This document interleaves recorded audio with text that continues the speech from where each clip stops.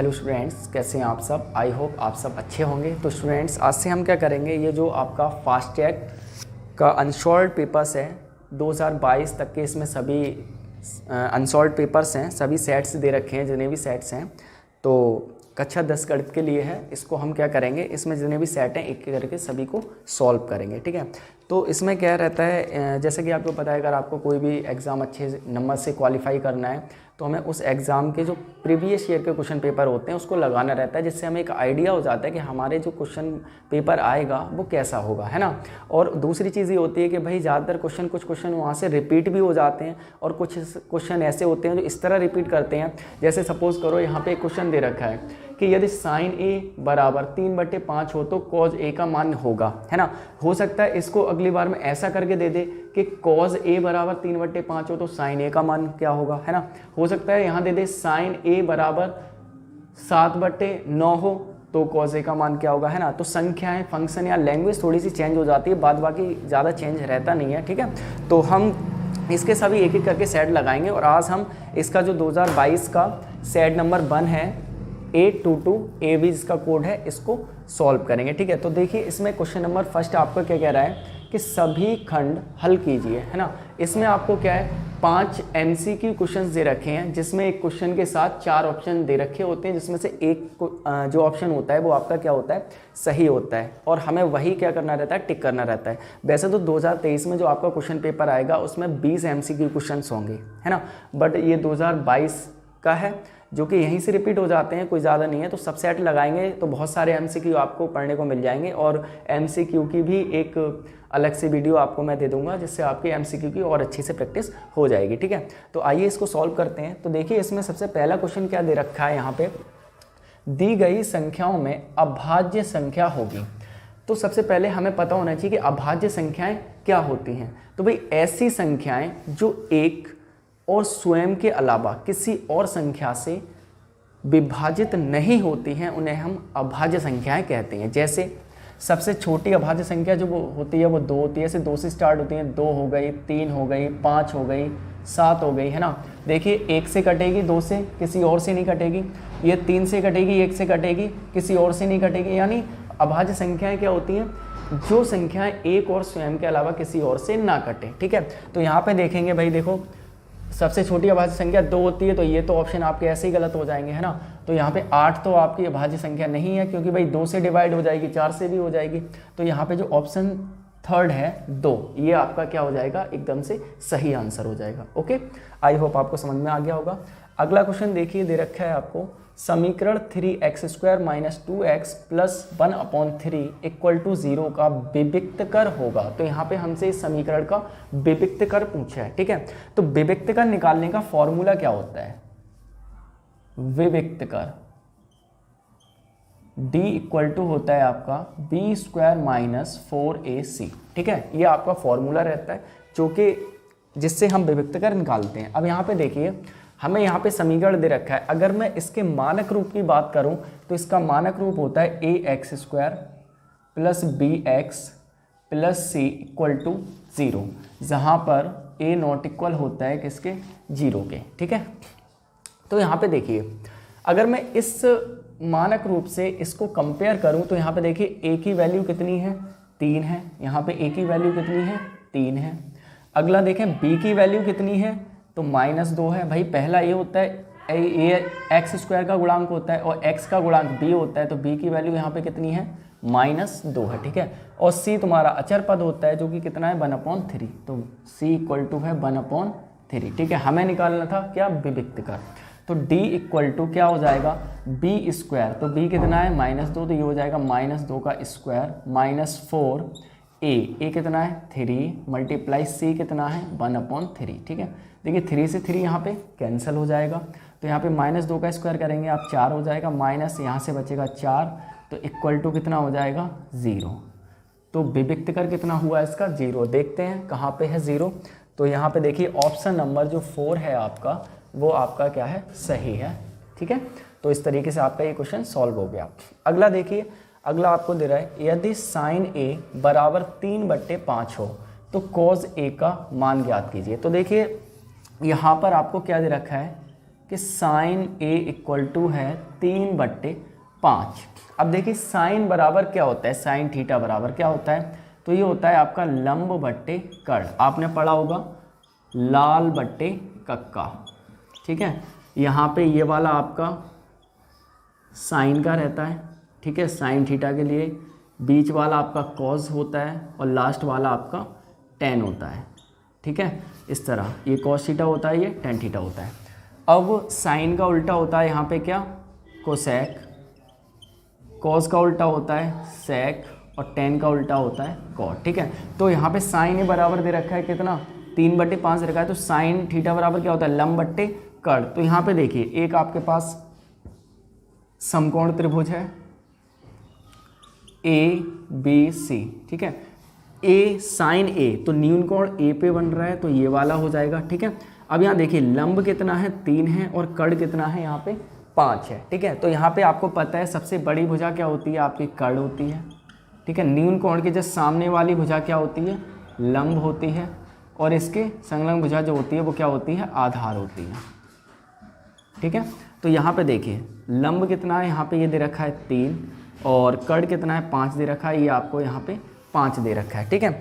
अब आपसे पूछा है यहाँ पे किसका मान पूछा है, कॉज ए का। तो यहाँ पे देखिए कॉज ए बराबर कितना होता है, तो भाई आधार बट्टे कर्ण होता है, ठीक है। तो ये हो जाएगा आधार बट्टे कर्ण हो जाएगा।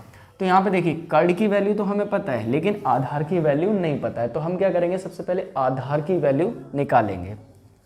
तो देखिए आपको पता है यहाँ पे 90 डिग्री का एंगल बन रहा है और समकोण त्रिभुज में हमें पाइथागोरस थ्योरम लगानी रहती है, ठीक है। तो इसमें पाइथागोरस प्रमेय से यहाँ पे लिखेंगे त्रिभुज ए बी सी में पाइथागोरस प्रमेय से, ठीक है।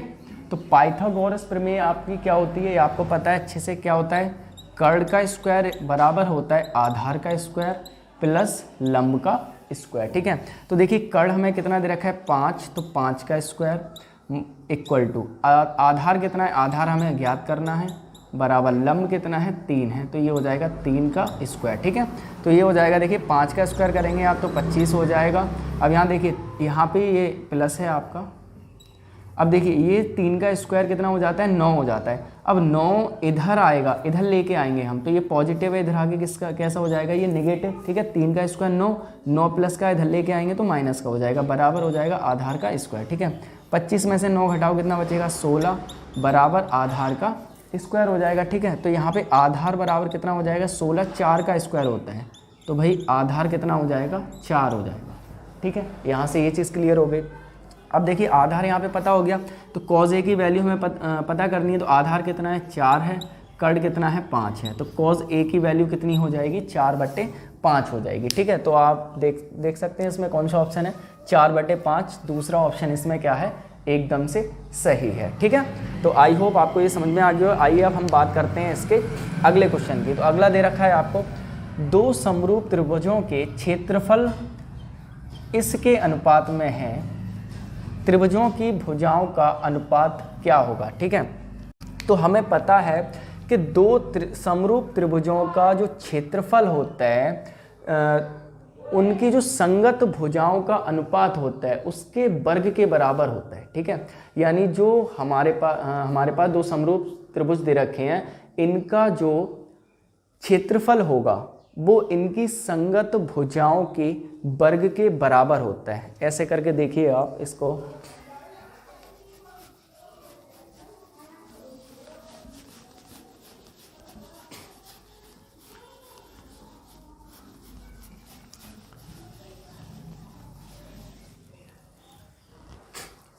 देखिए आपके पास यहाँ पे 2 त्रिभुज हैं, एक त्रिभुज ये है या एक त्रिभुज ये है, ठीक है। ये ए बी सी है, ये पी क्यू आर है, ठीक है। ये दोनों कैसे हैं, समरूप त्रिभुज हैं। तो समरूप त्रिभुज आपको पता है इनकी सभी भुजाओं का अनुपात क्या होता है, समान होता है ना।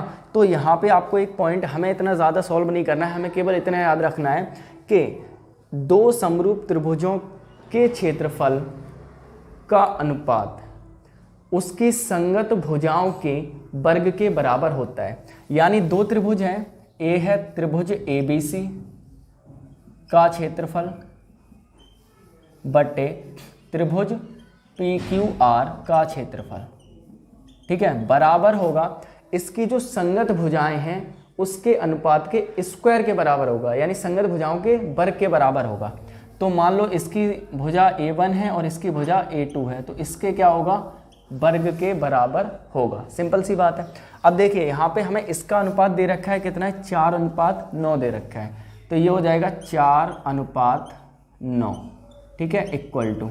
अब यहाँ पे देखिए ये क्या है तुम्हारा A1/A2, इसका स्क्वायर है, इधर से स्क्वायर हटाएंगे तो इधर क्या लगेगा, अंडर रूट लग जाएगा, ठीक है। और हमें पता है 4 2 का स्क्वायर होता है और 9 3 का स्क्वायर होता है, ठीक है।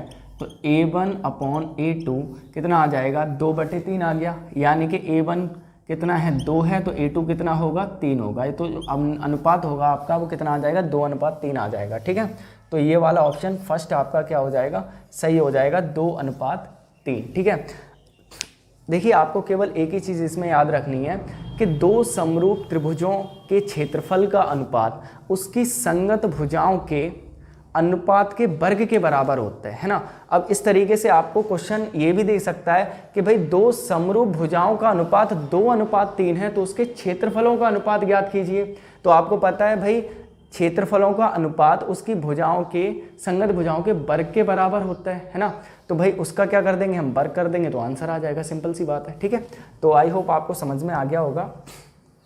अगला क्वेश्चन कह रहा है हमसे कि 3 4 6 तथा x का समांतर माध्य 5 है, तो x का मान होगा 5 होगा, 2 होगा, 7 होगा या 3 होगा, ठीक है।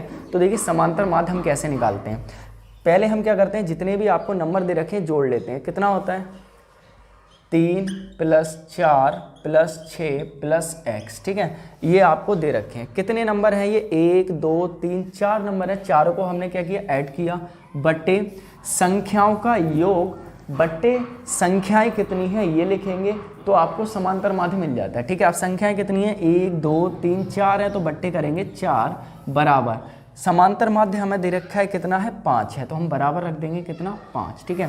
यानी किसी का भी अगर हमें समांतर माध्य निकालना होता है, मान लो इन संख्याओं का हमें समांतर माध्य निकाला है, तो इन सबको हम जोड़ेंगे, ठीक है, बट्टे ये कितनी संख्याएं हैं उससे भाग दे देंगे, तो हमारा समांतर माध्य निकल के आ जाता है, ठीक है। जबकि हमें यहाँ पे एक संख्या नहीं दे रखी है और समांतर माध्य दे रखा है, तो हमें वो संख्या पूछिए कितनी होगी, ठीक है।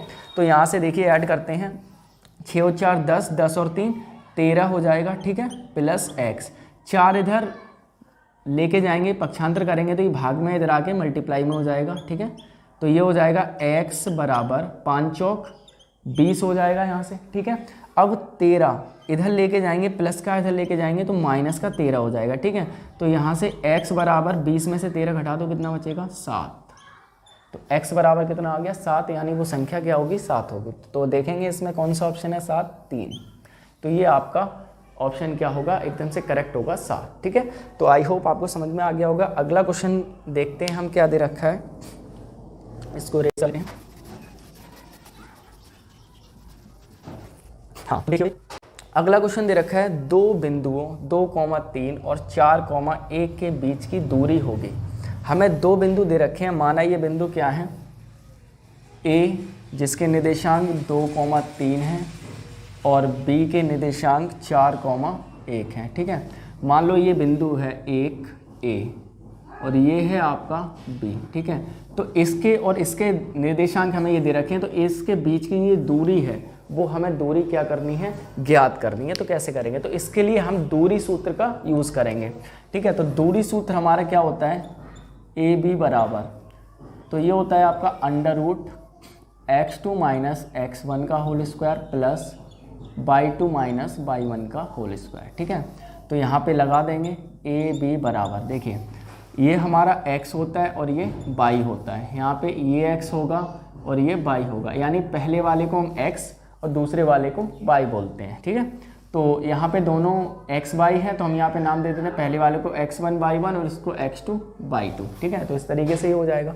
अब देखिए x2 कितना है, यहाँ पे 4 है, तो ये हो जाएगा 4 माइनस x1 कितना है 2, तो ये हो जाएगा 2 का स्क्वायर प्लस y2 कितना है, यहाँ पे 1 है, माइनस y1 कितना है 3 का स्क्वायर, ठीक है। तो ये हो जाएगा 4 में से 2 घटाओ कितना बचेगा आपका 2, 2 का स्क्वायर 4 प्लस 1 में से 3 जाएगा नहीं, 3 में से 1 घटाएंगे तो कितना बचेगा माइनस का 2 बचेगा, माइनस 2 का स्क्वायर भी कितना होता है 4 होता है, ठीक है। तो ये हो जाएगा आपका अंडर रूट कितना 8 हो जाएगा, ए बी बराबर, ठीक है। अब देखिए अंडर रूट 8 को हम लिख सकते हैं 2 रूट 2। जब आप इसके क्या करेंगे फैक्टर करेंगे तो 2 चौक 8, 2 दूनी 4 और 2 एकम 2। तो यहाँ से देखिए एक तो आपका पेयर बन गया जो कि बाहर निकल के आ जाएगा, एक अंदर रह जाएगा, ठीक है। 2 रूट 2 भी लिख सकते हैं, तो ये ए बी के बीच की दूरी होगी। तो यहाँ पे देखेंगे ऑप्शन 2 रूट 2, यहाँ पे ये दे रखा है 3, तो ये ऑप्शन आपका क्या होगा सही होगा, ठीक है। आई होप आपको समझ में आ गया होगा। अगर आपकी कोई भी क्वेरी रहती है तो आप कमेंट सेशन में पूछ सकते हैं। आइए अब हम बात करते हैं इसके क्वेश्चन नंबर 2 की। तो देखिए स्टूडेंट्स क्वेश्चन नंबर 2, सभी खंड हल कीजिए। तो इसमें टोटल 4 खंड हैं।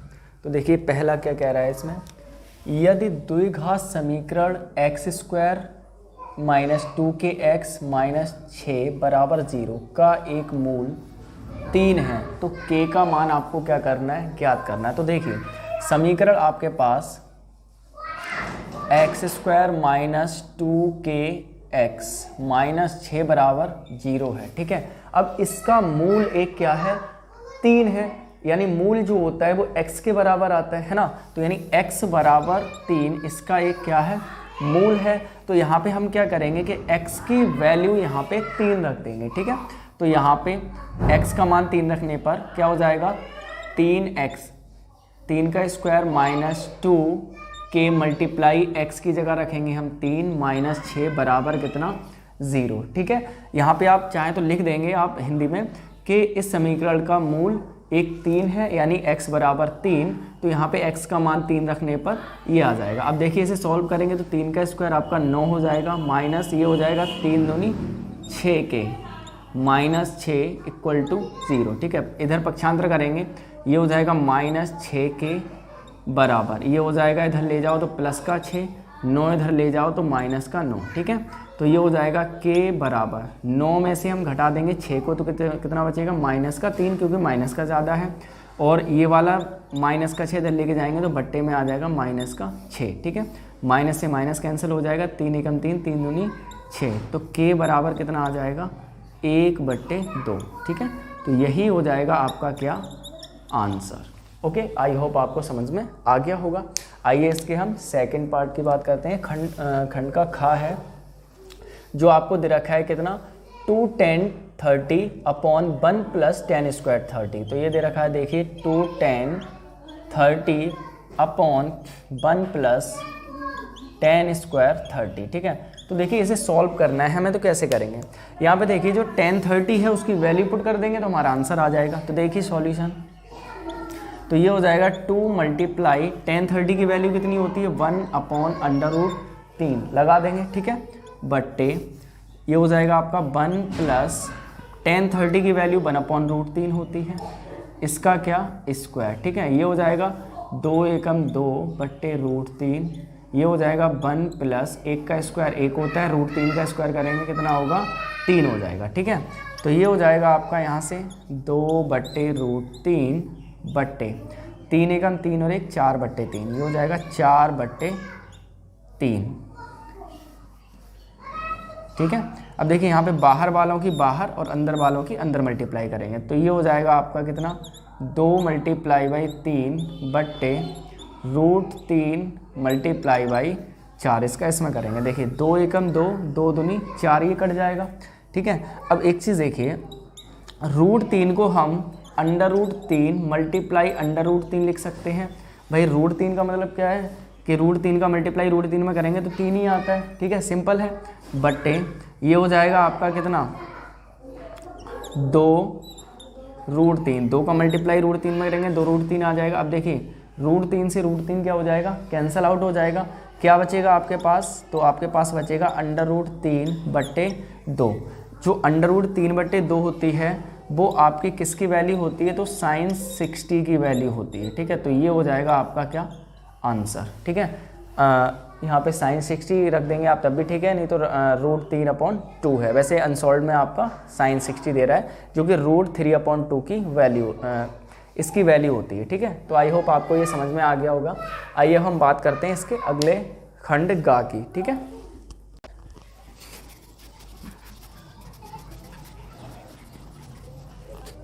तो देखिए भाई, यदि दो समरूप त्रिभुजों का क्षेत्रफल इतना और इतना सेंटीमीटर है तो इनकी संगत भुजाओं का अनुपात ज्ञात कीजिए। जैसा कि मैंने पिछले क्वेश्चन में बताया था कि दो समरूप त्रिभुजों का क्षेत्रफल का अनुपात उसकी संगत भुजाओं के अनुपात के बराबर होता है। ठीक है, अब देखिए यहाँ पे इसे कैसे सॉल्व करेंगे।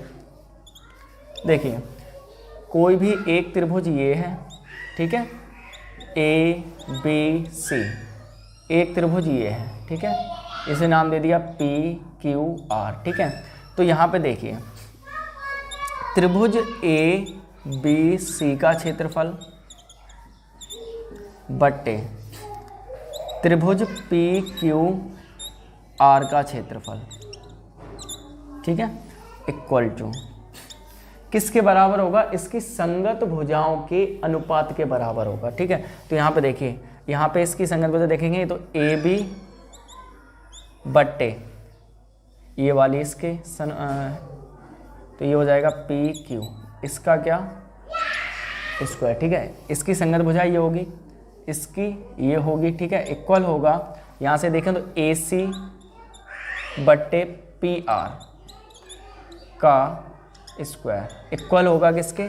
बी सी बट्टे